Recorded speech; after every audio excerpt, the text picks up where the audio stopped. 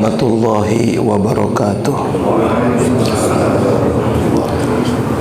Alhamdulillahilladzi alafa baina qulubina fa asbahna bi ni'matihi ikhwana. Asyhadu an la ilaha illallah wahdahu la syarikalah wa asyhadu anna Muhammadan abduhu wa rasuluh. Allahumma salli wa sallim wa barik ala Muhammadin abdika wa nabiyyika wa rasulika nabiyil ummi wa ala alihi wa sahbihi wa sallimu taslima. Amma ba'du. Bapak Ibu jamaah salat subuh yang Allah muliakan, alhamdulillah kita bersyukur kepada Allah Subhanahu wa taala, bukan hanya mensyukuri nikmat lahiriah, bukan hanya mensyukuri nikmat materi, tapi alhamdulillah kita pun mensyukuri nikmat batiniah. Kita bisa beribadah kepada Allah pun itu juga merupakan salah satu kenikmatan yang Allah berikan kepada kita. Mudah-mudahan syukur kita senantiasa memuji ya Allah Subhanahu wa taala. Dalam hadis Nabi sabdakan, ma an'amallahu ala abdihi ni'matan faqul hamdulillah. Tidakkah Allah memberikan nikmat kepada seorang hamba, lalu si hambanya itu mengatakan alhamdulillah, memujinya dengan mengatakan alhamdulillah. Maka alladzi a'tahu afdala mimma akhadha. Maka ucapan alhamdulillahnya itu jauh lebih utama ketimbang nikmat yang Allah berikan. Masya Allah ya. Tapi kita itu seringkali fokusnya dengan nikmat ya. Maka ketika kita diberikan kebaikan, Allah masih menitipkan nikmat, dimudahkan segala urusan kita, maka yang harus fokusnya itu yang memberi kenikmatan, sehingga dengan itu kita bisa memuji Allah. Fakul hamdulillah ya. Bahkan di dalam hadis qudsi ini, mohon maaf suara saya agak berat nih ya, habis konser ini.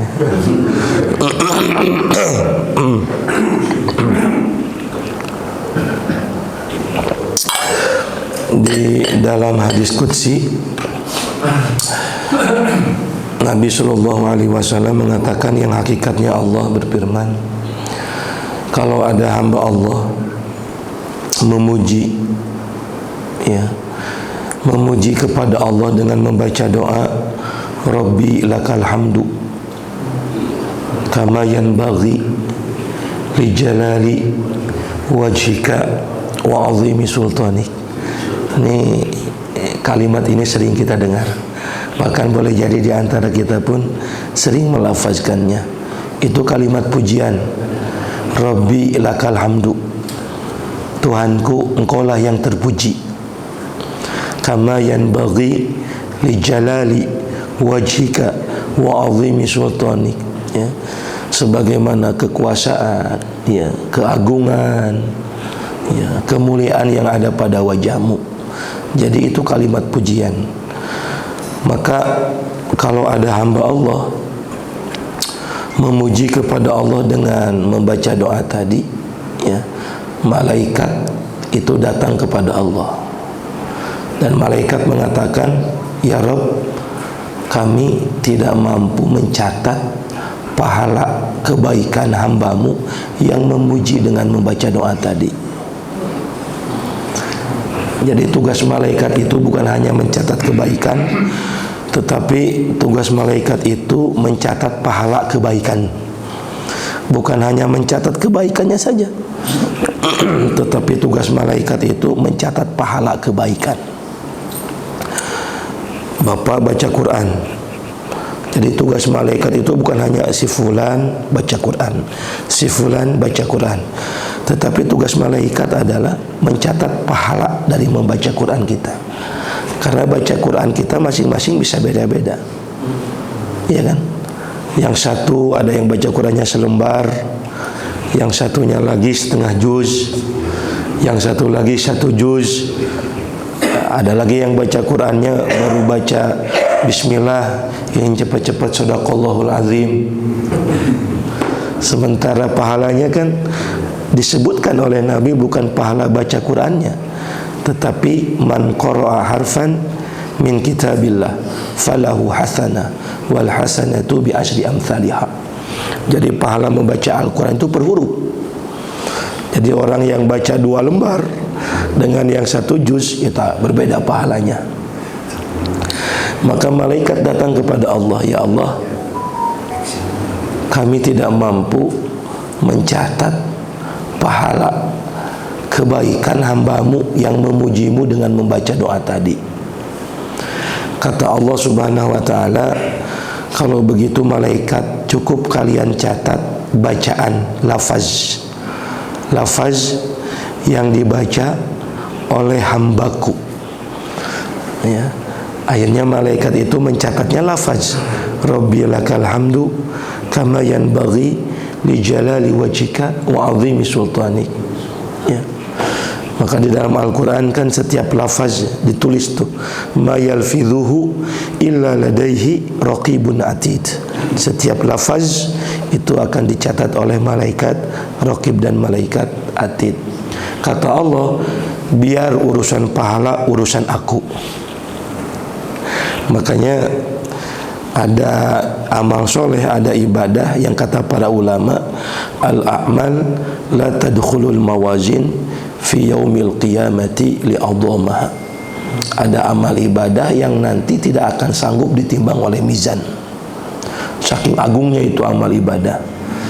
Maka salah satunya adalah memuji Allah Subhanahu wa ta'ala. Dalam hadis riwayat Imam Muslim, Nabi mengatakan alhamdulillah tamla'ul mizan. Memuji Allah dengan mengatakan alhamdulillah itu akan memenuhi timbangan. Masya Allah, ya. Maka Bapak Ibu jamaah sekalian, alhamdulillah kita memuji kepada Allah, bersyukur kepada Allah. Allah bukan hanya hadirkan kepada kita nikmat lahiriah, ya, tapi Allah hadirkan kepada kita sampai saat ini nikmat batiniah. Kita masih bisa berzikir kepada Allah, kita masih bisa beribadah kepada Allah, hadir duduk di majelis ilmu seperti ini. Mudah-mudahan Allah istiqomahkan kita semua, amin ya rabbal alamin.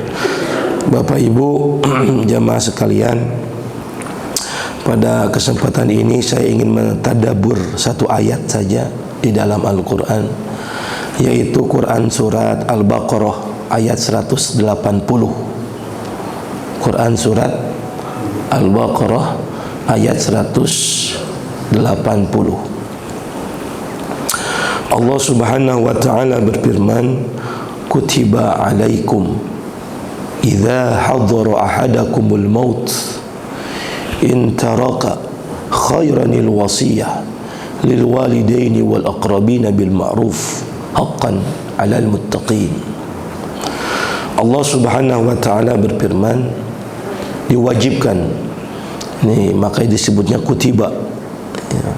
Jadi sebagian ulama memaknai kata kutiba itu ya wajib, ya. Bahkan wajibnya agak tegas, sebagaimana perintah saum itu pakai kutiba, ya ayyuhalladzina amanu kutiba alaikumus syiyam, wajib gitu kan bagi kalian untuk melaksanakan saum. Kayaknya berapa bulan lagi saum? 3 bulan ada? Masya Allah. Mudah-mudahan kita disehatkan, usia kita disampaikan kepada bulan Ramadan, amin. Tak terasa, ya. Allah Subhanahu wa ta'ala dalam Quran surat Al-Baqarah ayat 180 ini, kutiba alaikum, diwajibkan kepada kalian, idza hadara ahadakumul maut, apabila datang kepada kalian tanda-tanda kematian, ya. Ya. Apa yang diwajibkan oleh Allah kepada orang yang pada dirinya datang tanda-tanda kematian, al-wasiyah, in taraka khairan, sementara kalian meninggalkan harta. Jadi khairan di sini artinya harta. Ya. Jadi datang kepada kita tanda-tanda kematian, lalu kita meninggalkan harta, ya. Maka kata Allah, al-wasiyah, wajib bagi kalian itu untuk berwasiat. Kepada siapa? Lil walidaini, kepada kedua orang tua kita, wal aqrabina, saudara yang terdekat dengan kita, ya kakak, adik lah begitu. Bil ma'ruf, dengan cara yang ma'ruf. Haqqan 'alal muttaqin, itulah sebenar-benar takwa. Ya, haqqan 'alal muttaqin. Jadi kalau kita lihat Bapak Ibu jamaah sekalian, ayat ini menjelaskan kepada kita tentang wajibnya berwasiat. Ya. Nah, tapi kalau kita baca tidak memahami, ya, apalagi baca terjemahan, ya inilah pentingnya kita duduk di majelis ilmu. Ya. Pentingnya duduk di majelis ilmu, ya, walaupun tidak banyak, 1 ayat 2 ayat, tapi insya Allah bukan hanya bertambahnya ilmu, tetapi kita bisa faham. Itu yang penting. Bapak Ibu jamaah sekalian, kata para ulama, ayat ini secara hukum terhapus. Makanya ada istilah nasah mansukh itu. Jadi ayat ini secara hukum terhapus, ya, terhapus oleh hadis Nabi Sallallahu Alaihi Wasallam. Kenapa? Karena Nabi mengatakan la wasiyata liwarisin, tidak ada wasiat bagi ahli waris. Ayat tadi wasiat lil walidaini wal aqrabina itu termasuk ahli waris. Kata para ulama berbeda pendapat. Imam Syafi'i mengatakan ayat Quran itu tidak bisa dihapus dengan hadis. Termasuk pendapat Imam Syafi'i, pendapat Imam Ahmad bin Hanbal. Ayat Quran itu tidak bisa dinasakh, tidak bisa dihapus dengan hadis. Kenapa? Karena kedudukan Al-Quran itu lebih utama ketimbang hadis, kecuali kalau ayat Quran dihapus dengan ayat Quran lagi. Nah, itu kata Imam Syafi'i. Imam Ahmad bin Hanbal boleh. Kadang ada Pak, hukum yang terhapus gara-gara ayat Quran. Contoh apa? Kiblat sholat.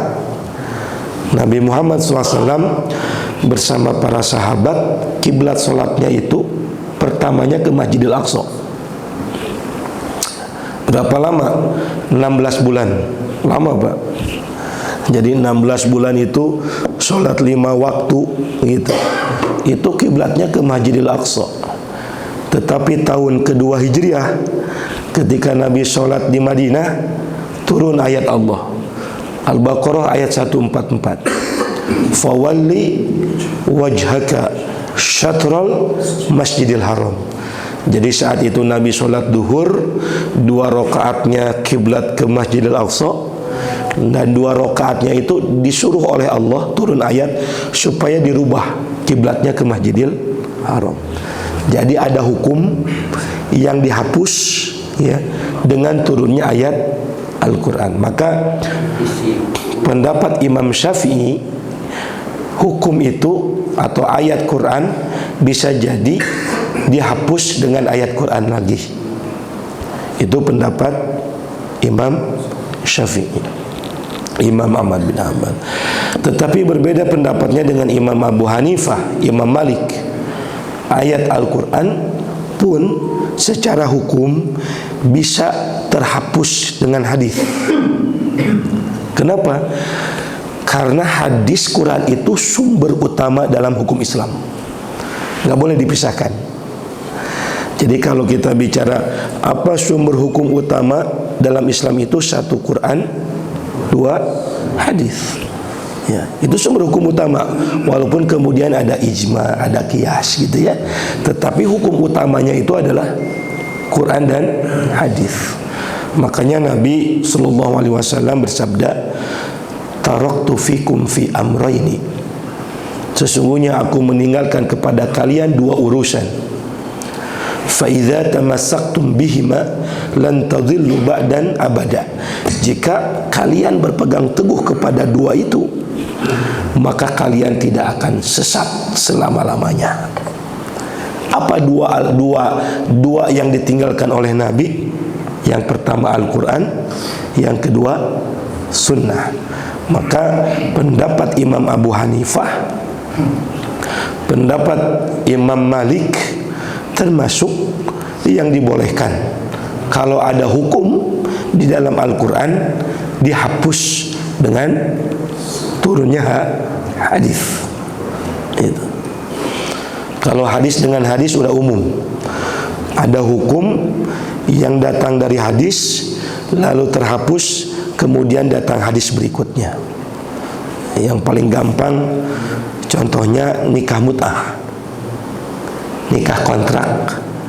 Itu ada hadisnya dulu. Hadisnya sahih, riwayat Imam Bukhari. Ya. Jadi saat itu kenapa ada nikah kontrak, nikah mut'ah itu Nabi dan para sahabat ketika berjihad meninggalkan keluarga dengan waktu yang sangat lama, bisa berbulan-bulan, bahkan bisa sampai 1 tahun sahabat itu. Sementara ada fitrah manusia memenuhi kebutuhan biologis, maka pada saat itu dibolehkanlah nikah kontrak, nikah mut'ah. Tetapi kemudian Nabi pernah bertanya kepada Aisyah, ya, istri yang ditinggalkan oleh para sahabat ketika berperang, itu rata-rata istri kalau ditinggalkan oleh suami gitu ya, ya berkencamuk untuk memenuhi kebutuhan biologisnya, terutama yang muda. Ada geus nini mah piraku gitu ya. Ya memang muda gitu kan. Maka kata Aisyah 3 bulan. Gitu. Akhirnya dengan itu Nabi merolling para sahabat. Kalau sudah 3 bulan, maka para sahabat disuruh balik, diganti sama sahabat yang lain. Dan kemudian turunlah hadis tentang larangan nikah mut'ah. Hukumnya terhapus. Walaupun ada umat Islam yang masih menggunakannya, terutama orang Syiah. Jadi orang Syiah mah masih nikah mut'ah apa? Nikah kontrak tuh masih boleh. Nah, saya nikah dengan kamu 1 bulan, udah 1 bulan mah ya cukup gitu. Nah, di bapak-bapak enak Pak ya. Gitu. Nah, tapi hukumnya udah terhapus. Jadi kalau ada orang yang nikah mut'ah, hukumnya haram. Ya, karena ada hadis yang menasah, yang menghapus hukum yang pertama. Bedanya Bapak Ibu, kalau hadis yang terhapus dengan ayat Al-Quran yang terhapus, kata para ulama, kalau hadis satu hukumnya terhapus, yang kedua lafaznya pun terhapus. Kalau hadis ya. Tapi kalau Al-Quran, ayat Al-Quran yang terhapus secara hukumnya saja, tetapi lafaznya masih mulia. Jadi Bapak Ibu misalnya kalau tahu ada ayat yang terhapus, ternasah, wah ini mah ayat terhapus, mau dibaca ya ayat ya, tetap ayatnya mulia, pahala 1 hurufnya berlaku. Karena hakikatnya Quran hadis itu datangnya dari Allah. Kata para ulama, yang membedakan kalau Al-Quran itu makna dan lafaznya dari Allah, kalau hadis maknanya dari Allah, lafaznya dari Nabi Sallallahu Alaihi Wasallam. Jelas banyak. Jadi kalau kita baca ayat ini, ya beda ketika kita, ya insya Allah ya kita mengkajinya. Ya, di ayat tadi wajib berwasiat bagi orang yang datang tanda-tanda kematian kepadanya. Kepada siapa? Orang tua, kerabat terdekat, ya. Karena itu ciri orang yang bertakwa. Tetapi hadis Nabi, la wasyata li warisin, tidak ada wasiat bagi ahli waris. Gitu. Jadi wasiat itu nggak boleh, Pak. Wasiat itu nggak boleh bagi ahli waris. Tetapi kalau wasiat kepada selain ahli waris boleh. Maka hati-hati Bapak Ibu jamaah sekalian, kalau kita mewasiatkan harta kepada keturunan kita dengan catatan orang tua yang namanya kepada anak lah ya, semuanya sama ya, sayang, cinta sama anaknya, supaya ingin membagi rata, lalu dengan wasiat.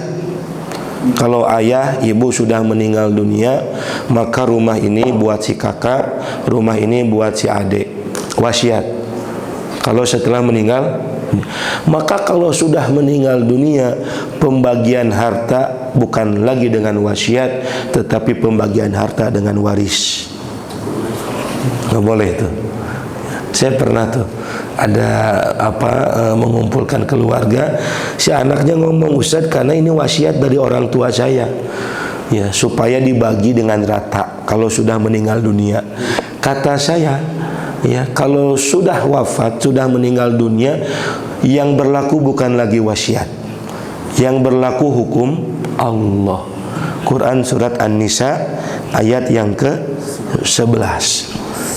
Makanya ini Pak, uniknya kata para ulama, bapak ini sholat, tapi berapa kali sholat, jumlah rakaat ketika sholat, itu nggak ada dalam Al-Quran. Adanya aqimis sholat, dirikanlah sholat. Kemudian kita sholat 5 waktu, zuhur, asyar, maghrib, isya, subuh, kemudian dengan rakaatnya nggak ada dalam Quran. Sholat tuh. Tapi kalau pembagian harta Pak, sampai detail berapa jatahnya, itu sampai Allah sebutkan di dalam Al-Quran. Surat An-Nisa ayat yang ke-11. Berapa jatah orang tua? Ya, 1/6. Kalau si anaknya ini punya cucu, ya punya anak. Kalau tidak punya anak, 1/3. Berapa jatah suami? 1/6 yang ditinggalkan istri, 1/8. Kalau punya anak, kalau tidak punya anak, 1/4. Berapa jatah anak laki-laki dan perempuan? 2/1. Jelas Pak dalam Al-Quran itu. Makanya rentetan ayat tentang pembagian harta itu sampai kemudian di ayat yang ke-14-nya surat An-Nisa, siapa mereka yang ketika membagi harta tidak mau berhukum dengan hukum Allah, hukum waris tadi, maka dia akan disiksa dengan siksaan yang pedih di neraka dan kemudian selama-lamanya ada di dalam neraka. Sampai sebegitu coba. Nah, oleh karenanya wasiat itu bagi ahli waris tidak berlaku. Tapi kalau wasiat kepada selain ahli waris boleh Pak. Contoh misalnya begini, kita punya tanah ingin dihibahkan, dikasih, diwakafkan lah. Ya, jadi wakaf, wasiat itu termasuk bagian dari hibah kata para ulama. Ya. Jadi hibah itu yang besarnya, nah di bawahnya itu boleh jadi bisa wasiat, boleh jadi wakaf, itu termasuk kategori dalam hibah. Misalnya Bapak Ibu kita punya tanah, ingin diwakafkan, dihibahkan kepada DKM misalnya. Ini saya punya tanah ya 20 tumbak, mau dihibahkan, diwakafkan, dibuat madrasah. Tapi ya kalau saya sudah meninggal dunia, karena saya masih butuh nih tanah, ya saya masih ditinggali ini tanah buat tempat tinggal atau buat usaha. Tapi kalau sudah meninggal dunia, ya maka saya akan wakafkan. Boleh yang begitu Pak, kepada selain ahli waris. Jadi nanti keberpindahan kepemilikannya kapan? Setelah si orang yang itu wafat, meninggal dunia, maka berpindahlah kepemilikan kepada orang yang menerima hibah. Jadi selama dia tinggal itu nggak boleh diganggu gugat. Itu boleh Pak. Kalau kepada selain ahli waris. Tapi kepada ahli waris, kalau nanti bapak sudah meninggal dunia, ini tanah bagi rata, nggak boleh Pak. Ya, makanya bapak ibu nih, salah satu solusi kalau kita ingin membagi rata harta kita buat anak-anak kita, jangan pakai wasiat, tapi pakai hibah. Boleh Pak. Ya, hibah di saat kita masih hidup, ya, di saat kita masih hidup, lalu kemudian kita hibahkan harta kita itu kepada anak-anak kita, dan pembagiannya dengan rata itu dibolehkan. Ya, ini tanah buat anak yang pertama, tanah ini buat anak yang kedua, yang aset buat anak yang ketiga. Itu kalau ingin dibagi rata boleh Pak, dengan hibah. Jelas Pak ya, Bapak Ibu sekalian. Ya, kenapa? Karena ternyata prakteknya Pak, prakteknya ya, kita boleh membagi harta dengan waris dulu, anak laki 2, perempuan 1. Tapi karena orang tuanya itu ingin supaya guyub, ingin tidak ada clash antara anaknya, kalau bisa mah gitu kan, nanti dibagi rata. Boleh dibagi dulu 2, 1. Tapi saya pernah mengalami, ternyata prakteknya susah Pak. Susah prakteknya. Kalau si anak laki-lakinya sudah dapat jatah 2, gitu kan, ya, anak perempuan dapat 1, kemudian setengahnya diberikan, kata anak laki-laki, Ustaz, saya ya sakumaha berat gitu ta. Karena udah harta itu sudah kepegang, susah untuk diberikan lagi. Jadi nggak bisa, gitu kan. Kata anak perempuannya, Ustaz piraku sana, saya menang hiji, padahal ngurus kolote saya anak perempuan, dan anak laki mah di luar kota. Nggak bisa tetap Pak, nggak bisa, gitu. Walaupun anak perempuan mengurus orang tuanya, gitu kan. Ya. Anak laki-laki jarang ketemu sama orang tuanya. Kalau babu waris tetap jatah anak laki-laki Makanya para ulama, saya perhatiin ya, para ulama itu membagi hartanya itu umumnya, ya, itu mungkin solusi kata para ulama, umumnya jarang diwaris tapi dihibah. Karena kalau diwaris itu terkadang kemudian hari suka ada muncul masalah. Nggak masalah dua-duanya juga. Saya pernah Pak, ada pengalaman, saya itu ngisi pengajian di Purwakarta, di keluarga besar. Jadi si keluarga ini sebulan sekali kalau tidak salah, yang ngeliling ada pengajian keluarga besar. Saya langsung disampaikan oleh cucunya, berarti ya, udah sepuh, udah dewasa. Yang ngundang saya cucunya pengajian. Ustaz, kakek saya itu dulu punya istri 10. Jadi kalau secara syariat udah melanggar ya. Kan bolehnya masna wa thulatha wa ruba, maksimal 4 Pak. Ini asli Pak, istrinya 10. Ya, istrinya 10. Enggak kawin cerai. Enggak. Karena si kakeknya itu orang kaya Pak. Zaman dulu udah megang, udah apa namanya, ya pengusaha, ya rekanan Pertamina lah begitu ya. Ya gitu. Jadi kalau si kakeknya itu buat pom bensin di satu tempat, maka si kepala desa teh nyodorkeun perempuan, gadis gitu kan. Nih ada wanita gitu kan. Kan dulu begitu. Tapi 10 ini Pak, ya, Masya Allah, mungkin karena ya asetnya juga banyak ya gitu ya.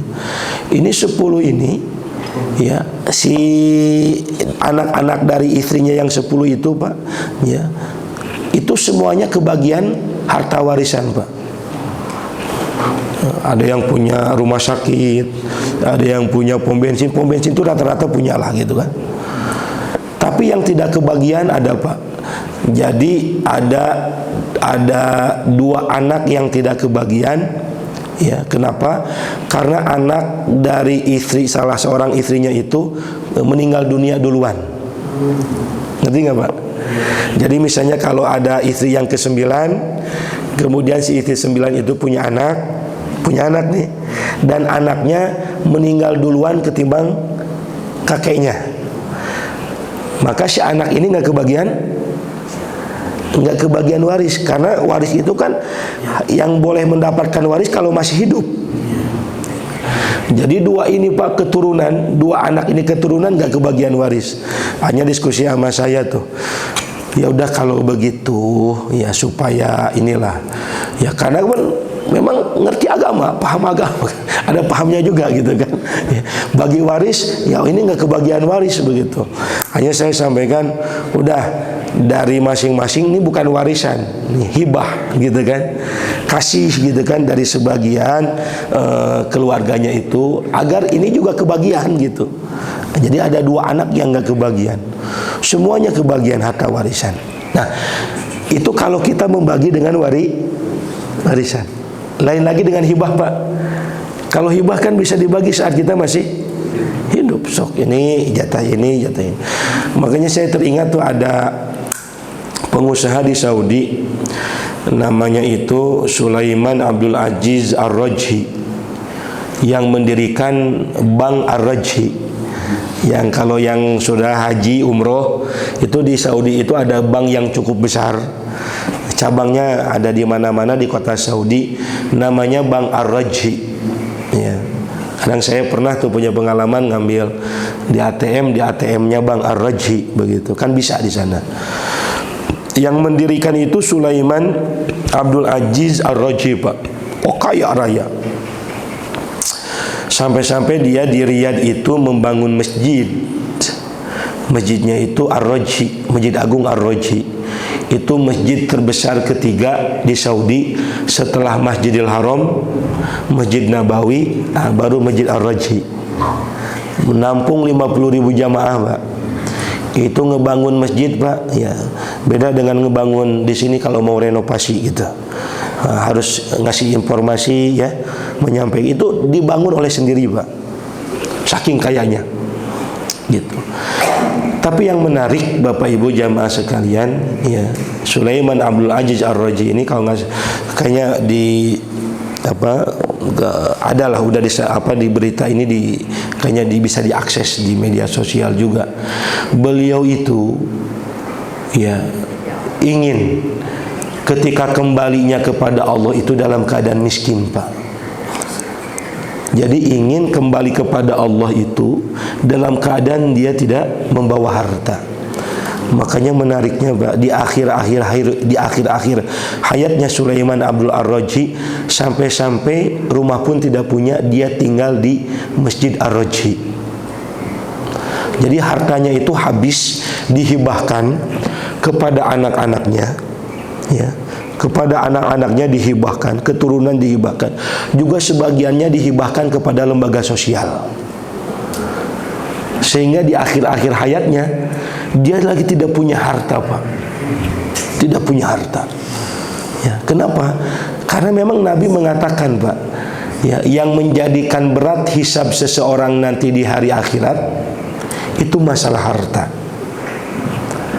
ya, masalah harta yang jadi hisabnya berat.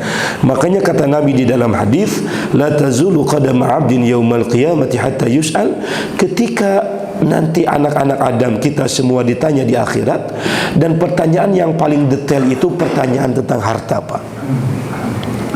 An malihi min aina iktasabahu wa fima anfaqahu, harta didapatkan dari mana, dihabiskan untuk apa saja. Jadi pertanyaan yang paling berat nanti di yaumil hisab itu tentang harta. Makanya kalau kita lihat di dalam Al-Quran Pak ya, yaqulu ya laitani rabbi laula akhartani ila ajalin qarib fa asaddaq. Ya Allah, kalau engkau kembalikan aku ke dunia, ini orang di akhirat, Orang sudah di akhirat, lalu kata Allah nanti orang itu akan menyesal, dan penyesalannya itu dia mengatakan, ya Allah, kalau engkau kembalikan aku ke dunia sebentar saja, apa yang dilakukan oleh orang ini? Fa as-saddaq, aku ingin sedekah, bukan ingin sholat Pak, bukan ingin baca Quran, tapi kalimatnya fa as-saddaq, aku akan bersedekah. Kata para ulama, apa kira-kira hikmahnya? Karena orang ini ketika di akhirat sudah melihat kondisi di akhirat. Ternyata banyak orang yang diberatkan hisabnya gara-gara harta. Akhirnya orang ini mengatakan kepada Allah, ya Allah, kalau engkau kembalikan aku ke dunia, bukan ingin sholat, bukan ingin saum, ingin tilawah Quran, ingin haji, tetapi kalimatnya fa'as-saddaqo, agar aku bisa sedekah dengan harta itu. Itu Sulaiman Abdul Aziz Ar-Rajhi, ya. Makanya dalam hadis riwayat Imam Muslim, Bapak Ibu jamaah sekalian, nanti orang yang diringankan hisabnya dan yang paling banyak masuk surga duluan dari umat Nabi itu siapa? Minal masakin, orang-orang miskin Pak. Kebayang Pak, hartanya banyak, jabatan tinggi, itu hisabnya berat. Tapi insya Allah, kalau Allah yang memberikan hidayah iman kepada kita, Bapak Ibu yang diberikan kelapangan rezeki, yang pernah Allah berikan jabatan kedudukan, ketika kita menggunakannya untuk kebaikan, mudah-mudahan ini yang bisa menolong menjadi sedekah jariyah. Gitu buat kita. Oleh karenanya Pak, hibahnya orang-orang Arab di sana, para orang-orang saudagar di sana itu nggak tanggung-tanggung kalau hibah harta. Contoh lah ya, contoh gampangnya, Bapak kalau ke tol ke Jakarta ya, kita sering lewat MBZ, ya kan? MBZ itu nama orang loh Pak, orangnya masih ada sekarang, Muhammad bin Zaid. Itu kalau Bapak Ibu baca berita, itu hibah dari MBZ Pak, Muhammad bin Zaid, dengan jarak panjang jembatan MBZ itu kurang lebih 40 km. Dan dana yang dikeluarkan, hibah yang dikeluarkan oleh MBZ untuk membangun jembatan itu 16 triliun Pak. Kebayang nggak Pak hibah begitu? Sok diurang jelema beunghar sampai hibah triliunan ya sih teh. Kenapa? Karena memang mindsetnya Pak, bedanya mindset itu pemahaman. Jadi mereka itu Pak, hibah itu jor-joran Pak, hibah itu. Kenapa? Karena kalau hibah itu sedekah jariyah. Saya aja Pak kalau ke Jakarta udah jarang lewat jalan bawah, sama Pak ya. Kalau pasti kita lewat MBZ, kira-kira dapat nggak pahala tuh orang? Masya Allah Pak. Pak, hibah itu Pak bisa nilai 16 triliun coba. Itu teh hanya di satu titik. Mungkin belum hibah di banyak tempat. Saya Pak lihat pengusaha kita, kayaknya hibah dengan nilai begitu agak mikir-mikir gitu kan. Ya. Dulu kalau lihat dengar berita korupsi puluhan miliaran teh, ratusan miliar, kayak udah panglobana we Pak. Tapi sekarang mah korupsi teh mah triliun apa? Korupsi 13 triliun, ya Allah ya Karim gitu ya. Dulu mah saya kalau lihat berita ratusan miliar teh udah pang banyaknya. Sekarang korupsi udah bisa triliunan begitu kan. Masya Allah. Jadi kembali lagi Bapak Ibu jamaah sekalian ya, maka solusi untuk membagikan harta, kalau saya lihat sebagian ulama itu ya, dan memang ini rekomendasi para ulama, kalau kita ingin membagi harta ya kepada ahli waris dengan adil ya, maka bukan dengan wasiat ya, bisa dengan warisnya sendiri insya Allah kalau menerima gitu ya. Karena manusia itu Pak ya, dengan harta itu kan beda Pak ya. Hati manusia itu penerimaan dengan harta. Makanya kan orang-orang yang orientalis itu termasuk ya, pernyataan orang-orang orientalis itu hukum waris yang harus dihapus. kan ya. Orang orientalis itu udah, bahkan bukan hanya orientalis, tokoh agama Pak, tokoh dari salah satu ormas saya pernah mendengarkan langsung, ini hukum waris itu sudah lagi tidak relevan. Ya karena tadi berbicara tentang sama rata, nggak rata begitu. Kenapa? Hikmahnya apa? Kenapa laki-laki diberikan lebih? Karena memang laki-laki itu punya tanggung jawab untuk menafkahi. Kalau perempuan nggak ada tanggung jawab untuk menafkahi Pak. Tapi kalau laki-laki kalau tidak menafkahi, dosa itu laki-laki. Gitu. Tapi kalau perempuan tidak menafkahi, nggak ada dosa. Itu salah satu dari sekian hikmahnya. Maka Bapak Ibu jamaah sekalian, nggak ada wasiat bagi ahli waris. Ya, tetapi wasiat itu diberikan hanya kepada orang lain. Bagaimana batasannya tadi harta yang dihibahkan? Memang enggak, jumhur ulama berpendapat tidak ada batasan. Jadi kalau harta mau dihibahkan boleh, dengan catatan ahli waris jangan enggak disisakan. Harta kita dihibahkan kepada orang lain, kecuali kalau dihibahkannya kepada ahli waris nggak masalah. Ini ada harta dihibahkan kepada selain ahli waris, sementara ahli warisnya nggak dapat apa-apa, nggak boleh. Ya, makanya dalam ayat disebutkan wal yakhshal ladzina law taraku min khalfihim dzurriyyatan di'afan khafu 'alaihim falyattaqullah. Hendaklah kalian merasa khawatir akan generasi sepeninggal kalian itu menjadi lemah. Maka kalau kita lihat tafsirnya, kita harus khawatir kalau meninggalkan anak keturunan dalam kondisi tidak punya apa-apa. Makanya dalam tafsirnya, orang tua yang baik itu orang tua yang bisa meninggalkan itu juga termasuk. Bukan hanya mengajarkan ketakwaan kepada anak-anak kita, termasuk bisa meninggalkan itu buat anak-anak kita. Itu kata Allah Subhanahu wa ta'ala di dalam Al-Quran. Bedanya Bapak Ibu jamaah sekalian tadi terkait dengan hibah, sedikit lagi ya. Kalau hibah kepada orang lain, hukumnya haram kalau diambil lagi Pak. Tapi kalau hibah kepada anak kita, walaupun sudah dibagi rata, maka dibolehkan bisa diambil lagi. Kepada orang lain haram hukumnya diambil lagi. Makanya dulu apalagi zaman kasus-kasus pemilu, pilkada ya. Ya, ada orang yang menghibahkan karpet ke masjid supaya dipilih, pas teka pilih karpetnya diambil lagi. Nah, pernah dengar berita begitu Pak? Itu haram Pak itu.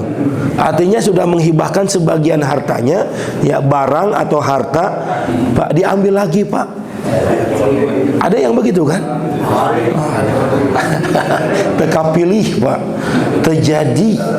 Itu hukumnya haram, kata Nabi dalam hadis riwayat Imam Bukhari. Siapa orang yang menghibahkan hartanya kepada orang lain lalu kemudian diambil lagi, Nabi menggambarkan seperti hanya kalb, seperti anjing yang memakan ludahnya sendiri.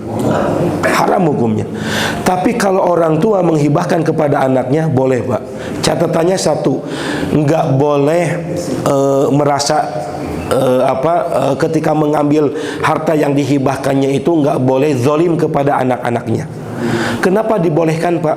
Karena ada hadis Nabi Shallallahu Alaihi Wasallam, anta wa maluka li abik. Kamu dan hartamu itu milik ayahmu.